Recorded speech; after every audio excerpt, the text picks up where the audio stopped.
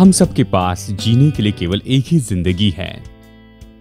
हमारा जीवन मूल्यवान होना चाहिए, मायने रखना चाहिए, इसका उद्देश्य होना चाहिए और सच में ये तो अद्भुत होना चाहिए। जैसे मैं अपने आसपास देखता हूं तो देखता हूं कि जीवन हार और परेशानी और निराशा में जिया जा रहा है। मैंने इसके बारे में बोझ महसूस किया, क्योंकि ऐसा जीवन जो परिपूर्ण नहीं, उसका तो अस्तित्व ही नहीं होता है। और जो कुछ भी मैंने वचन में पढ़ा है, परमेश्वर हमें हमारी समझ से परे आशीषों के जीवन की प्रतिज्ञा करता है। ये सच में अद्भुत से परे जीवन है। तो मैंने अपने कुछ दोस्तों को बुलवाया, ऐसे दोस्त जिनके बारे में मैं सोचता हूं कि इन्होंने अद्भुत से परे जीवन पाया है, कि वो मेरे साथ में बैठे और चर्चा करें कि एक बहुत ही अद्भुत और प्रभावशाली जीवन जीना क्या होता है।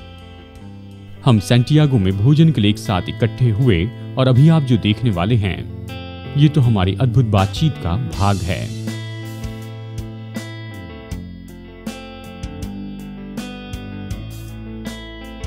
आज मेरे साथ में जुड़ने के लिए बहुत बहुत धन्यवाद। हम प्रेम के बारे में चर्चा करना चाहते हैं। जीवन तो यहीं से शुरू होता है जी। जानते हैं, जैसे आप वचन में पढ़ते हैं, प्रेम सारी सूची में सबसे ऊपर है, लेकिन बहुत से लोग नहीं जानते ये क्या है। हाँ, सही है। मैं विश्वास करता हूँ प्रेम तो बहुत ही महत्वपूर्ण है इस संबंध में, केवल प्रभु के साथ नहीं लेकिन दूसरों के साथ भी। आपको क्या लगता है कि मसीह विश्वास में ये जरूरी क्यों है? देखिए, बाइबल कहती है हम प्रेम इसलिए करते हैं क्योंकि उन्होंने हमसे पहले प्रेम किया। उन्होंने उसे क्रूस पर दर्शाया और हमारे लिए उदाहरण पेश किया, इसलिए हम उनसे जुड़ पाए क्योंकि उन्होंने हमें अवसर दिया। तो हमारे अस्तित्व का केंद्र ही प्रेम है। क्या इस संसार में प्रेम के लिए कोई जगह है, डेविड? मैं सोचता हूँ व्यापार जगत में हमें स्वयं एक कर्मचारी के रूप में देखना है। हमें स्वयं को अपने लोगों के लिए चिंता करने वाले के रूप में देखना है, परिवार में। और एक बात है जिसे हम करना चाहते हैं कि हम कैसे प्रेम करते हैं। हमें निश्चित करना है कि हम अपना सर्वश्रेष्ठ अपने कर्मचारियों के लिए करें। हम अपने परिवार से प्रेम करते हैं, उन्हें पालते और देखभाल करते हैं। हमें अपने कर्मचारियों के परिवार को भी देखभाल करना चाहिए। जानते, किसी ने एक दिन मुझसे कहा था, डेविड, की चर्च और संसार की अगुवाई में बस यही तो फर्क होता है। संसार में ये त्रिकोण है और आप ऊपर जाने की कोशिश करते हैं। बहुत से लोग कहते हैं जिन्हें कुचलना है उन्हें कुचल दीजिए और फिर ऊपर जाने के बाद में ये सब लोग आपकी सेवा करेंगे। लेकिन विश्वासी होने के बाद ये त्रिकोण ऊपर से नीचे हो जाता है और ये सवाल नहीं कि कितने लोग आपकी सेवा करते हैं, लेकिन आप कितने लोगों की सेवा करते हैं। और यही तो हॉबी लॉबी में होता है और आप इसकी सेवा करते हैं। क्या प्रेम के बारे में बताते हैं? वैसे मैं अलग तरह से सोचती हूँ। मेरे लिए प्रेम अलग तरह से प्रदर्शित होता है और मैंने पहले कुरिन्थियों 13 के अनुसार प्रार्थना करने का विचार किया। प्रभु से प्रार्थना की, मुझे संयम में बढ़ने के लिए मदद कर, सहायता करके दया में बढ़ूं। आपको कहते सुना, संयम के लिए प्रार्थना मत करो क्योंकि आप उस परिस्थिति में होना पड़ सकता है। मैंने प्रेम में बढ़ने का प्रयास किया, प्रार्थना में वचनों को स्वयं पर बोला, मदद करने के लिए कहा, किसी प्रकार से पहला कुरिन्थियों 13 के अनुसार बनने के लिए कि मैं एक आशीष बनूं हर किसी से जिससे मिलूं। आमीन। आप जानते हैं मसीहा के लिए प्रेम संपूर्ण मानव जाति के लिए सबसे बड़ा जरूरत दूसरे के साथ गहराई से जुड़ना है। और जैसे हम देखते हैं, जब लोग प्रेरित के चर्च में उद्धार पाते हैं, वे केवल उद्धार पाकर अकेले ही ब्रह्मांड की यात्रा नहीं कर रहे हैं। वे एक समाज का उद्धार पाते हैं जहां वे दूसरे लोगों के साथ जीवन जीते हैं। और फिर चर्चा कहता है कि यह समाज तुमसे प्रेम करता है और हम तुम्हारे भीतर लेते हैं। जब हमें मसीहा के देह कहते हैं, जैसे मैंने कहा कि ये प्रेम का मतलब एक दूसरे का ख्याल रखना और एक दूसरे के बारे में अच्छा सोचना। और प्रेम क्या है, ये तो आप करते हैं। हाँ, सही। और जैसे आपने कहा है कि ये तो एक जीवन शैली है। परमेश्वर का प्रेम हमारे दिल में उंडेला गया है कि दूसरे लोगों को छू सके। अगर हम ये सीख ले तो हम बहुत कुछ बदल सकते हैं जो हमारे चर्च में, हमारे समाज में होता है और इस संसार में। जैसे मैं अपने दोस्तों के साथ बैठा और जो चर्चा की उसके बारे में सोचा, ये बात मुझे फिर से याद आई कि प्रेम तो एक निर्णय है, ऐसा निर्णय जो किसी के जीवन को बदल देता है। और अगले कुछ मिनट में मैं आपको बताऊंगा कि प्रेम का निर्णय कैसे महत्वपूर्ण होता है कि हम अद्भुत से परे जीवन जी सके।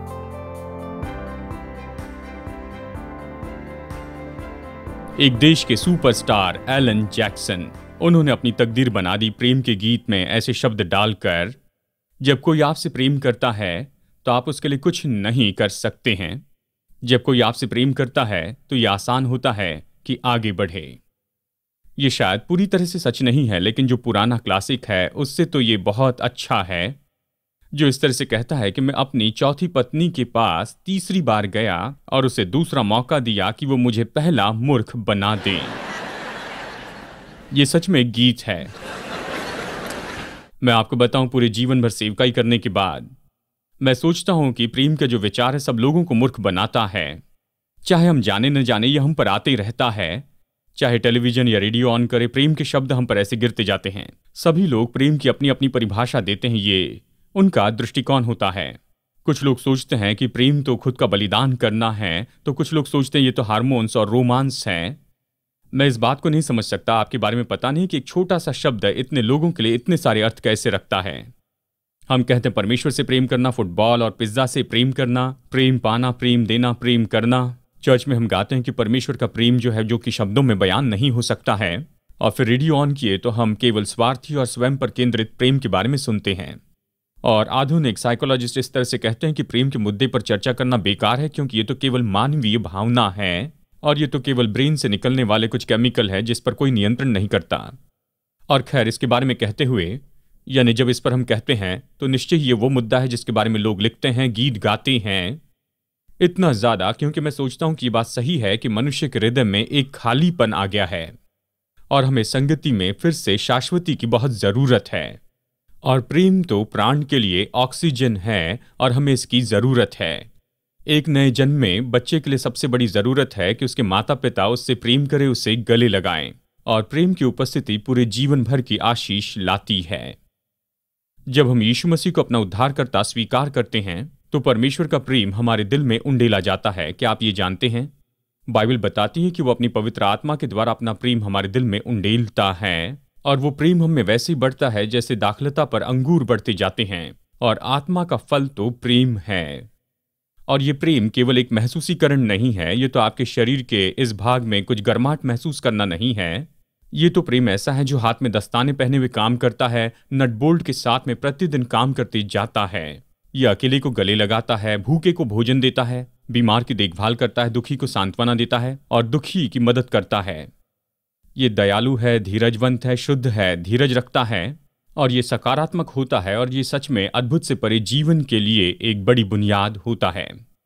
इसके बारे में दिलचस्प बात यह है कि यीशु के इस पृथ्वी के आने के पहले किसी ने इस तरह के प्रेम का अनुभव नहीं किया था। उसके पहले प्रेम के बारे में संसार का दृष्टिकोण तो केवल स्वार्थी ही था। ऐसा प्रेम जो कि उसके बदले में कुछ चाहता है, जबकि प्रेम किया गया है तो उसके बदले में कुछ मिलेगा। लेकिन जब परमेश्वर ने अपने पुत्र को प्रेम की भेंट के रूप में भेजा तो दूसरों पर ध्यान देने वाला प्रेम, ये तो यहां पर सब पूरी तरह से दिखाया गया। और यीशु मसीह को हम सब ने देखा और उन्होंने इस प्रेम का नाम रखा अगापे। यूहन्ना 3:16 में यही तो शब्द है कि परमेश्वर ने जगत से ऐसा अगापे किया। और चलिए मैं आपको कुछ बता दूं जिससे आप चौंक जाएंगे। प्रेम कोई पर्याय नहीं है, ये आज्ञा है। प्रेम की आज्ञा तो नए नियम में हर जगह पर दिखाई गई है और मैं देखता हूं कि बहुत से विश्वासी इससे चौंक जाते हैं, क्योंकि उनमें यह विचार है कि प्रेम की आज्ञा तो नहीं हो सकती है। प्रेम तो ऐसा है जो कि अपने आप में से आता है। इसके बारे में हम इस तरह से कहते हैं, मैं प्रेम में गिर गया। जैसे मानो सड़क पर चल रहे हैं और अचानक गिर जाते हैं। जैसे आपके साथ में कुछ होता, आप कुछ नहीं कर सकते हैं, बस इसके बारे में जानते हैं। कोई पूछे क्या हो गया है, मैं प्रेम में गिर गया हूं। और खैर, बाइबल ये बताती है कि हम जिम्मेदार हैं कि एक दूसरे से प्रेम रखें। मैं इन वचनों को पढ़ूंगा और आप गौर कीजिए कि इस वचन में कितनी बार आज्ञा दी है, यानी ये आज्ञा दिखाई देती है। यह आज्ञा है कि प्रेम करें। वचन यही तो कहता है। यूहन्ना 13:34, मैं तुम्हें एक नई आज्ञा देता हूं कि एक दूसरे से प्रेम रखो। जैसे मैंने तुमसे प्रेम रखा है वैसे तुम भी एक दूसरे से प्रेम रखो। यूहन्ना 15:12, मेरी आज्ञा ये है कि जैसा मैंने तुमसे प्रेम रखा वैसे तुम भी एक दूसरे से प्रेम रखो। यूहन्ना 15:17, इन बातों की आज्ञा मैं तुम्हें इसलिए देता हूं कि तुम एक दूसरे से प्रेम रखो। पहला यूहन्ना 3:23, उसकी आज्ञा ये है कि हम उसके पुत्र यीशु मसीह के नाम पर विश्वास करें और जैसा उसने हमें आज्ञा दी है उसी के अनुसार आपस में प्रेम रखें।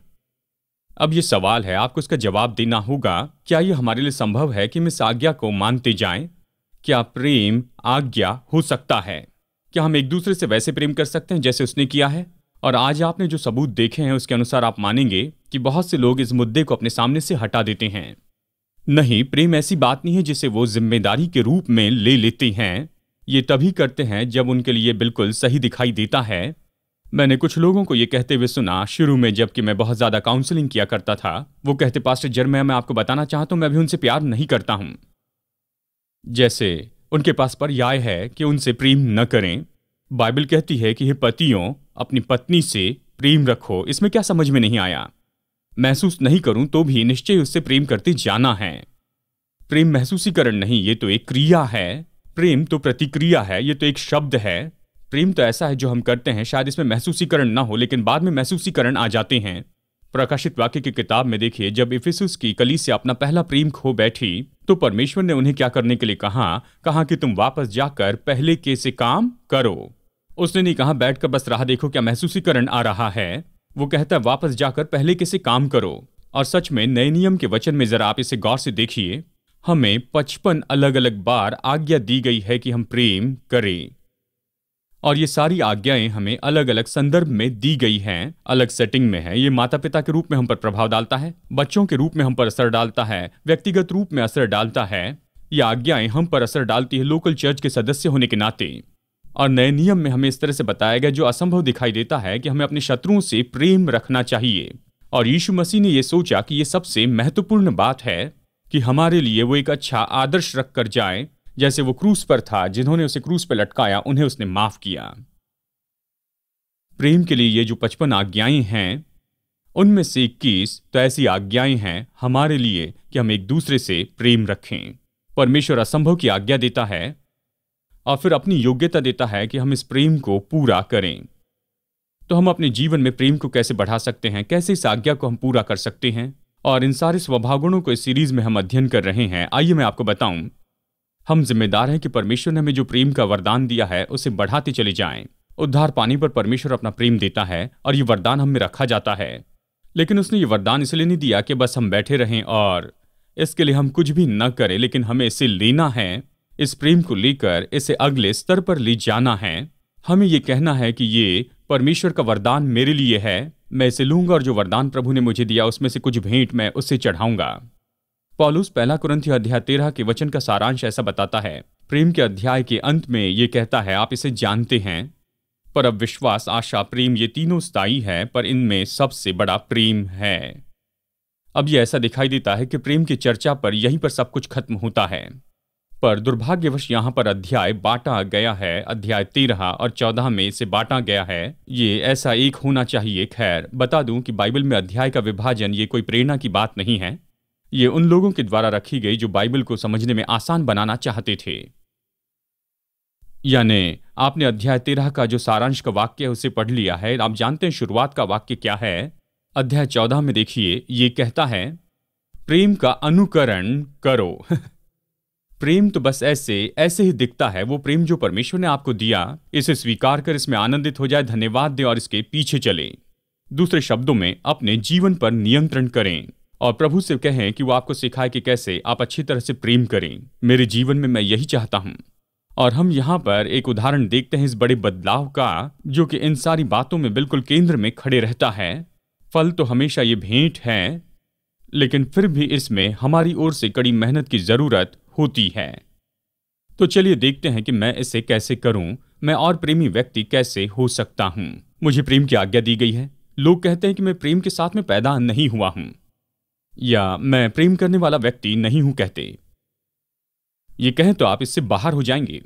आपने इस बात को माना कि आप कौन हैं, लेकिन आप इसमें पकड़े गए हैं। किसी के पास ये कहने का अधिकार नहीं, मैं जानता हूं मुझे ये करना है, लेकिन मैं इस तरह से पैदा नहीं हुआ। मैं जानता हूं कुछ लोग प्रेमी व्यवहार के साथ में पैदा नहीं हुए हैं, लेकिन इसका मतलब नहीं कि प्रेम के लिए जिम्मेदार नहीं। यानी प्रेम तो एक भेंट है, एक लक्ष्य है। तो ये सवाल है जो हर एक चर्चा में हमें इस तरह चुनौती देती जाता है, हम कैसे और ज्यादा प्रेम करने वाले व्यक्ति हो सकते हैं।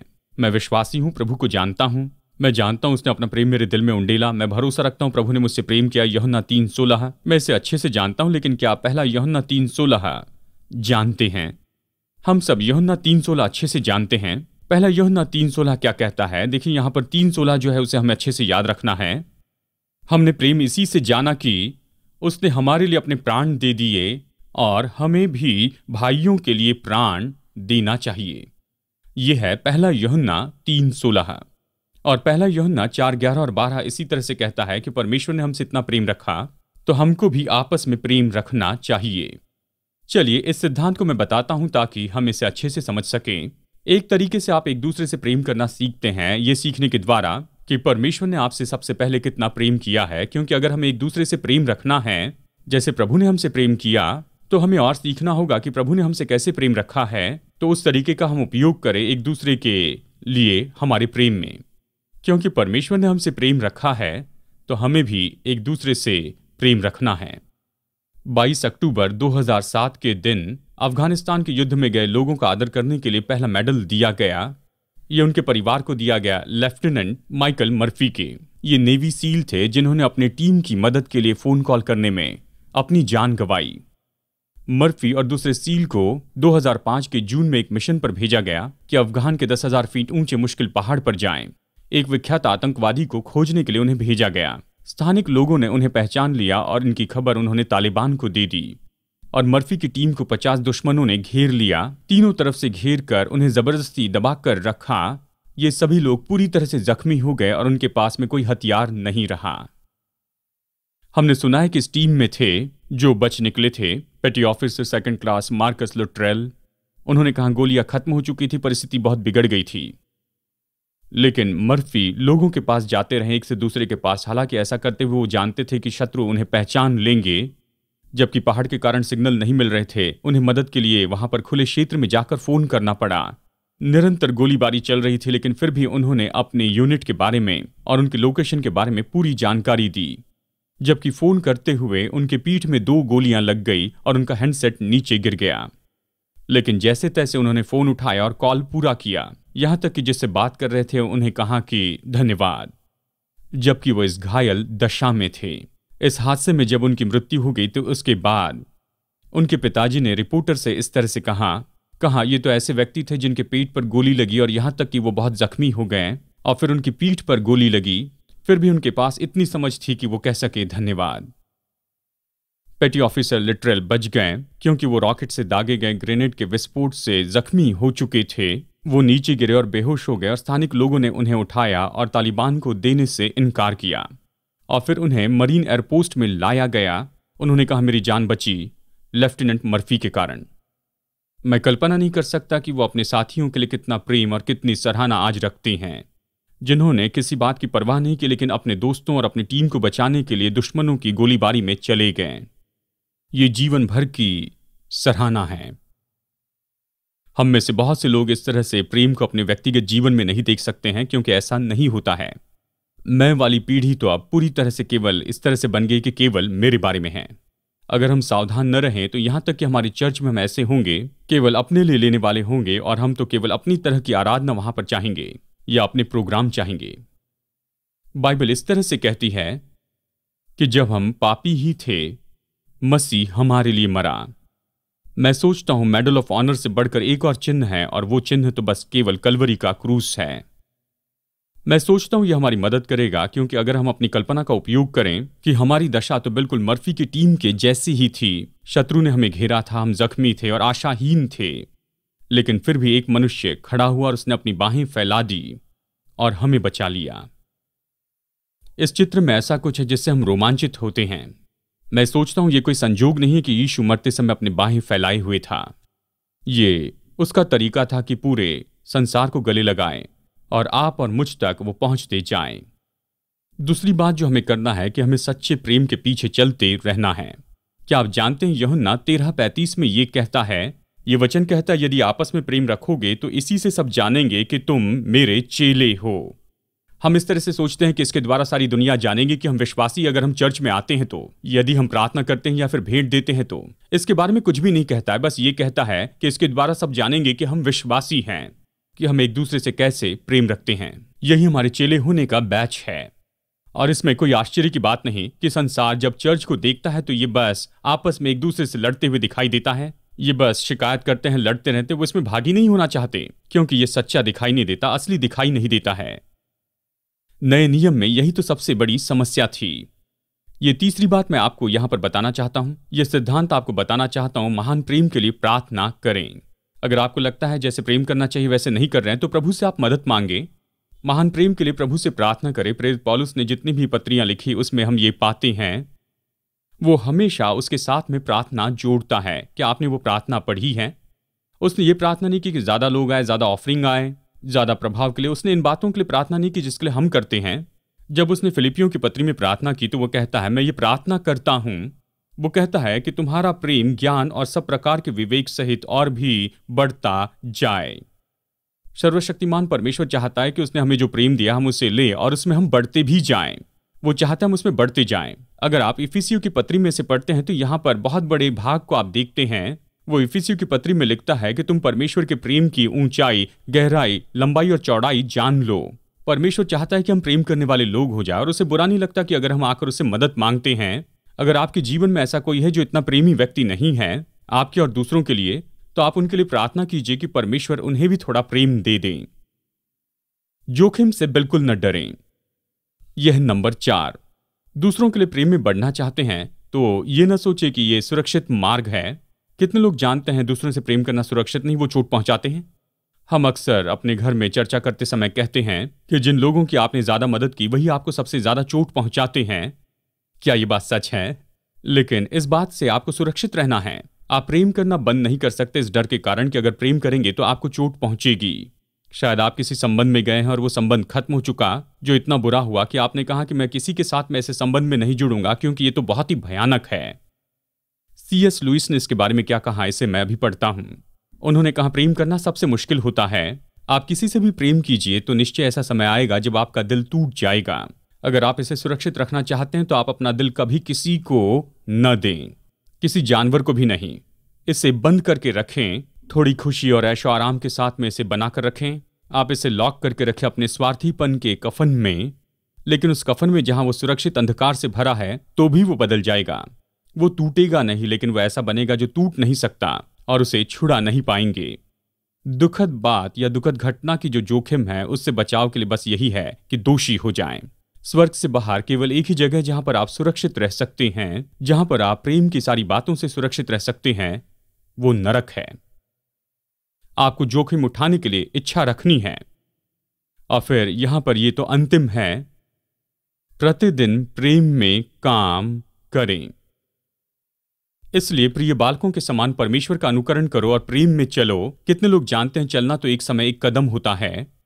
जैसे हम एक समय एक कदम उठाकर चलते हैं वैसे प्रेम में करते हैं एक समय प्रेम का एक काम। 1 कुरिन्थियों 16:14 कहता है, जो कुछ करते हो प्रेम से करो। यानी यही तो इस संदेश का सार है। देखिए कि प्रभु ने आपसे कितना प्रेम रखा और आप उस प्रेम को ले और बांटने वाले हो जाएं। उस प्रेम को ले और दूसरों से प्रेम रखें। जब भी आप सोचते हैं कि मैं उससे प्रेम नहीं कर सकता तो एक पल के लिए रुकिए और ये सोचिए कि प्रभु ने आपसे कितना प्रेम किया। उसने केवल आपको भूतकाल में ही नहीं बचाया लेकिन भविष्य में भी वो आपको बचाते चला जाएगा। याद रखिए, बाइबल कहती है कि परमेश्वर ने हमसे तब भी प्रेम रखा जबकि हम प्रेम करने के लायक व्यक्ति नहीं थे। हम तो पापी थे, हम प्रेम ढूंढ नहीं रहे थे, लेकिन परमेश्वर हमारे पास में आया। विश्वासी के नाते परमेश्वर हमसे चाहता है कि हमें ऐसा ही प्रेम बढ़ते जाएं। और जब हम ऐसा करते हैं, मैं आपको बताना चाहता हूं, चाहे हम इसके लिए थोड़ा सा भी करें लेकिन हम अद्भुत प्रेम का अनुभव करेंगे। दूसरों से प्रेम करना ये तो सबसे महान प्रतिफल है जो आप अपने जीवन में पा सकते हैं। हम केवल परमेश्वर के लोगों से प्रेम करते हैं जैसे हम समझते हैं कि परमेश्वर ने कैसे हमसे प्रेम रखा है। गॉन गैरिसन, इनकी परवरिश एक ऐसे परिवार में हुई जहां पर जादू टोना बचपन से ही उसके ऊपर थोप दिया गया था। उनके दोस्त ने उन्हें सिखाया कि कैसे श्राप दे, कैसे कोसे और दूसरों की इच्छा को कैसे जानते जाएं। एक दिन गैरिसन के टेबल पर उन्हें एक टिकट मिली एक ड्रामा की जिसका नाम था अब तक की बताई गई सबसे बड़ी कहानी। उन्हें कुछ पता नहीं था ये कहानी किसकी है, फिर भी उन्होंने कहा कि ठीक है, मैं इसमें जाऊंगा। जब वो पार्किंग लॉट में पहुंचे तो वो ये देखकर चौंक गए कि ये जगह तो लोकल चर्च की है और उन्होंने जाना ये यीशु की कहानी है। कुछ भी हो, जबकि वादा किया था तो वो भीतर में गए, पीछे बैठे और सोचने लगे कि जल्दी से निकल जाएंगे, अगर चाहे तो निकल जाएंगे। लेकिन नाटक बहुत अच्छा था, उन्हें पसंद आने लगा। और फिर अचानक यीशु का जो चरित्र है वो उस कतार में से आए, गैरिसन की बगल से ही। वो लाए गए कि उन पर चाबुक मारे और उसकी आवाज पूरे कमरे में गूंज गई। और जब भी यीशु पर कोड़े बरसते तो गैरिसन के दिल में दर्द होता और वो हाथ की ओर बढ़ते चली जाता। और अचानक द्वार खुल गए और यीशु वहां पर कांटों का मुकुट पहने हुए खड़ा था। वो 3 कदम आगे बढ़कर आइल में ही गिर गया, गैरिसन के प्यू के सामने ही। और यीशु ने गैरिसन की आंखों में सीधा देखा और उसके माथे पर से खून की बूंदें टपक रही थी और उसने कहा, मैंने ये तुम्हारे लिए किया है। गैरिसन पूरी तरह से रोमांचित हो गए। बाद में उन्होंने गवाही दी कि मुझे पता नहीं था कि मैं क्या कहूं। वो मुझसे ऐसे बातें कर रहा था जैसे हमेशा से जानता हो। फिर क्रूसीकरण और पुनरुत्थान के सीन के बाद में पास्टर सामने आए और उन्होंने कहा, अगर आपके दिल में कोई दर्द है तो मैं आपके लिए प्रार्थना करना चाहता हूं। आप अपना हाथ उठाइए। और गैरिसन के दिल में दर्द हो रहा था, हाथों में दर्द हो रहा था, लेकिन गैरिसन नहीं हिचकिचाए। उन्होंने कहा, न्योते के बाद मुझे पता नहीं कि मैं वेदी तक कैसे आया। मुझे याद है कि मैं पास्टर के सामने घुटने टेक कर था। उन्होंने मेरी ओर देखकर मुझसे कहा, आज मैं आपके अंदर बुराई को उपस्थित महसूस कर रहा हूं। इसे पहले कभी महसूस नहीं किया था। मैं सोचता हूं आप पूरी तरह से शैतान के नियंत्रण में हैं। आपको जो दर्द है उससे आजाद होना है तो यीशु आपको आजाद कर सकता है। और उस रात गैरिसन ने प्रार्थना की और यीशु को अपने दिल में न्योता दिया, उसके प्रेम और क्षमा को पाया और उनका दर्द पूरी तरह से चला गया। घर में वापस आने पर उन्होंने वो सारी गंदी चीजें जला दी। आज वो परमेश्वर के प्रेम के प्रचारक हैं, बेस्टाउन जॉर्जिया के एक चर्च में। और मैं आपसे पूछना चाहता हूं कि आप यीशु मसीह के प्रेम को इसी तरह से देखते हैं जैसे उस नाटक में यीशु ने उसकी आंखों में देखा और वो आपसे यही तो कहता है, मैंने ये सब कुछ किया है केवल तुम्हारे लिए। जब आप इस जगह पहुंचेंगे तो उसके बाद में आपको कभी कोई समस्या नहीं होगी दूसरों से प्रेम करने में, क्योंकि जब आप जानेंगे कि परमेश्वर ने आपसे कितना प्रेम रखा और वो प्रेम का सोता जो आपके दिल में उंडेलता है, जब आप उसे पाते हैं तो कभी कोई ऐसा काम नहीं कर सकता है जिसके लिए आप प्रेम से प्रत्युत्तर न दे सके, क्योंकि आप एक दूसरे से वैसे प्रेम रखते हैं जैसे प्रभु ने रखा है। आज मेरे साथ टर्निंग पॉइंट में जुड़ने के लिए धन्यवाद। मैं इसे फिर से कहूं, परमेश्वर चाहता है कि आपका मसीह जीवन बहुत ही अद्भुत हो। परमेश्वर चाहता है कि आप अपनी रुकावटों पर विजयी हो जाएं, आप नक्शे को जानें और परिणाम में आगे बढ़ें उस जीवन में जिसका प्रयोजन प्रभु ने आपके लिए किया है। ऐसा जीवन शुरू होता है यीशु पर प्रभु और उद्धारकर्ता के रूप में विश्वास करने से और उसके वचन को जानने और उस पर भरोसा करने के द्वारा ही। तो अपना विश्वास प्रभु यीशु पर रखें और उसके द्वारा आप नया जन्म प्राप्त कर लें। आज ही वो दिन है जिसमें आप ऐसा कर सकते हैं। पहला कदम है कि अपने पापों से पश्चाताप करें और यीशु को अपना उद्धारकर्ता प्रभु होने के लिए विनती करते जाएं। जब एक बार आप ये निर्णय लेते हैं कि परमेश्वर के उद्धार का ये मुफ्त का वरदान आप प्राप्त करें, तो परमेश्वर के साथ मसीह यीशु में नई सृष्टि होने के नाते आपकी यात्रा शुरू होगी। आज आपने विश्वास के कदम उठाया है तो अपना ये निर्णय दूसरे विश्वासियों को जरूर बताइए। भरोसेमंद सेवकाई या फिर लोकल चर्च को आप बताइए कि आप अपने इस नए विश्वास में बढ़ते चले जाएं। प्रभु आशीष दे जैसे परमेश्वर के साथ में चलना शुरू किया। और मैं आशा करता हूं कि अगली बार आप हमसे मुलाकात करेंगे यहाँ पर टर्निंग पॉइंट में।